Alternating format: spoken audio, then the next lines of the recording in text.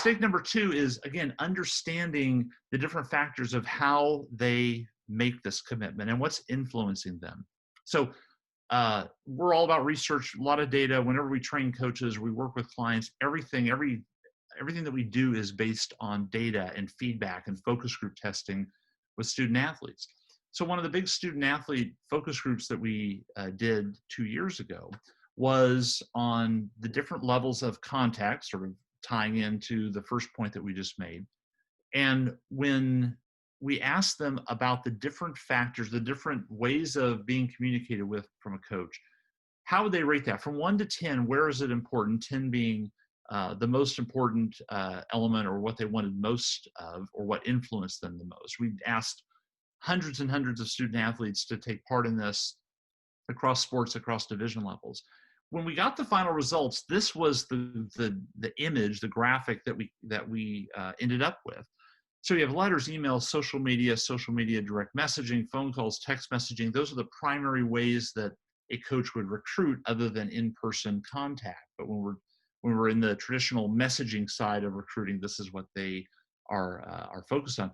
And one of the first things you should understand about this is it's not just one method. It's a variety of methods that they want. So you see there's some spread, some variety about how they want to be communicated with.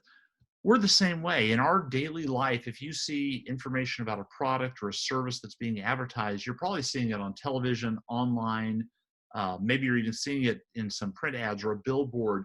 There's a variety of ways that we want to be communicated with, because when it's only one way, it begins to just be not as impactful. So they want and expect from coaches a variety of conversations that are happening, and what they're basically trying to get through a longer period of this process is, if they mean certain things. So letters, for instance, is on paper. When I see a piece of paper, when I have a piece of paper, that is physical proof that you want me, that you're contacting me, and that matters to me. Now, I'm not suggesting that you move everything over to letters, but letters are one of the most underrated marketing tools in college athletics, because I think a lot of coaches think, well, nobody communicates by mail anymore. And my point would be, exactly, that's why it's so unique, and players like it, prospects like it. I tell coaches all the time, Coach, as proof that it's so impactful, you, or certainly your parents, probably have a stack of recruiting letters left over from your college days that you've saved. You don't throw them away. Why not? Because it's, again, physical proof that somebody wanted you. It's a document. They never throw them away. And I think that's powerful. Over time, imagine if you had 14, 18 months worth of messaging, which include every couple of weeks a letter that went out to them, telling them the story of your program, a different aspect of it, and that got saved, and that stack on their desk begins to get bigger and bigger and bigger, and they begin to measure what you're doing versus other people. That's what we're talking about when it comes to the importance of that. You go to emails. That's one of the most important ways that they take in recruiting information. Coaches, I think, have, not all coaches, but many coaches have convinced themselves that kids don't read the emails anymore. Not true. They'll read them. If they're not well written or written in the right way, it's hard for them to respond to them, but they're reading them. Phone calls, they don't like talking on the phone, but they love getting a phone call from you, because, again, it's proof that you want them. And then you see text messaging and the rest. They need a variety. I will point out on this graph, on this study that we did, look where social media fell. Would anybody expect that to be in last place when it comes to what impacts them in their final decision? I'm not saying don't do social media, but so many coaches have abandoned things like letters, emails, even phone calls, in favor of only texting and only social media. And when you do that, you're taking out three major influences in the way that they take in information and are convinced that information then from your school is going to be the best choice for them. So the big thing I want you to take away from this is that they're looking for variety as well as consistency. And each one of these things represents a different way they take in that information. One more stat to show you on this whole understanding issue, because we always talk about what gets them to respond, and what gets them to be drawn to a program. We did a study as a part of our big coronavirus and recruiting study in late spring, just a couple of months ago, that we did, which if you go to dantudor.com, you can find that study in our blog and read it, download it. It's a PDF that we've made available to college athletics. But some things have changed with the pandemic that I think are important. And this, again, goes to this whole idea of, are you understanding and not making the mistake of not understanding how your kids and prospects are making a decision? So two of the big changes that we see over the last couple of months is that the overall cost of the college, that first green bar going across, that ranked basically tied with another category in now what is the one of the primary considerations of whether or not I'm going to go to and compete at a certain school. Before, it wasn't that high. It was something that that college athletic departments, college coaches, athletic directors had to deal with. I mean, cost is always going to play a certain part, but other things could be done to overtake it in the decision making and in the priorities. Right now, because it's caused such an economic disruption, such a financial disruption in many families personally, that the overall cost of the college now and what you are compared to somebody else is going to play a major role in their decision making, especially for this class. I would predict the 21 and 2022 class as well. It's going to play a major impact. So if you're an athletic director watching this, what I would ask you is, are your coaches confident in how to tell the story of why your university, why your college is worth what you're asking them to pay in tuition?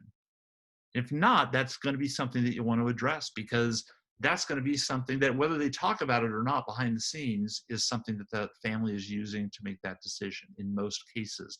And the other thing is the quality of the education, which is interesting because we never really saw that being a primary factor. I think in pre-corona, we had a lot of parents, a lot of athletes tell us in focus group testing that we did that, look, I've got these 4 colleges I'm looking at. They all have my major. I could do well with all of those going. In other words, I'm going to be fine wherever I go. I'll get my degree and I'll be good. And what we see now is, primarily because they've done online school in the spring, and many of them are continuing that this fall, there is this sudden awareness that, wow, I never really appreciated what I had before. Now I really see a difference between a quality education, a quality outcome, versus something that I can now measure and compare against that is not quality. So the quality of the education is another talking point, another recruiting story that your coaches, or if you are a coach, that you and your staff are going to have to tell better than you've ever told it coming into this recruiting class, because they are measuring that. Am I getting my money's worth? And once I pay for it, is it going to do something for me? If you can't answer those questions and you're making the mistake of not understanding that those are at play, please stop, figure out a way after this session to address those things and come up with answers to those questions, because they're driving the major decisions. There are still some traditional things that are at play as well in these findings that we did as a part of our coronavirus study, and the blue arrows represent some of those traditional ways. So they are still trending towards, and the thing that you have to work against, if you're not the least expensive school, or if you're not rated that highly in U.S. News and World Report rankings that just came out, they're putting value in that second line down, where I feel that I'm wanted the most. That counts for them. Fourth line down, where I feel most connected with the coach and the team. Second to the last bar, the pink bar towards the bottom, where I felt it was most like home. All right. So what's interesting about those is those aren't logical things. Feeling a certain way, feeling wanted, feeling like home, those are intangibles. I can't put a stat to that when I'm presenting that to an athlete, a prospect. It's something that me, my staff, my department has to create on campus when we are allowed to get them back to campus. But even during this process, again, they're measuring it all on a feeling that if you don't incorporate and prove to them that you want them the most, that's going to be a struggle. That's going to be something that you're going to have a really hard time overcoming. So you have to, overall, my point here, number 2, is you have to have an understanding of what it is that they're using to make their decisions and build a recruiting plan around that. And the coaching staffs, the athletic departments that do, are having successful years. And even last spring, some of our clients had their most successful year ever. Why? Because all they did was pay attention to overcoming these mistakes and not assuming certain things that weren't true and creating that feeling that drove that decision. All right. So last point, and then we're going to get some. Yes, sir. Sorry. Yeah. We do have a question to go back to that method of communication. We've got a question here. Does the preferred method for communication from coaches vary by sport? Great question. Typically, no, and it doesn't actually vary when we break out the sort of the subgroups, even male to female athletes. It really, you don't see, I mean, in everything you're going to see slight variations, but this is, if we put this total findings up against individual sports or individual, even division levels, male, female, it doesn't change much. So, and even on the blue arrows, the feeling side, we get some coaches that would assume, well, okay, those are the female athletes because they're so interconnected, the bond really matters to them. Actually, we talk about these in our workshops that we do, the training workshops that we do on campuses, is that this is actually something that's even more important to male athletes than female athletes, the feeling, being connected. So, again, there's not, if we saw wide variation, we would have to break down our training to say, okay, look, if you're coaching a men's sport, we're going to do this type of training. If you're coaching a women's sport, we have to do this type of training that's going to be different. We just don't see it happening. These teenage minds tend to think the same when it comes to recruiting. That's a great question.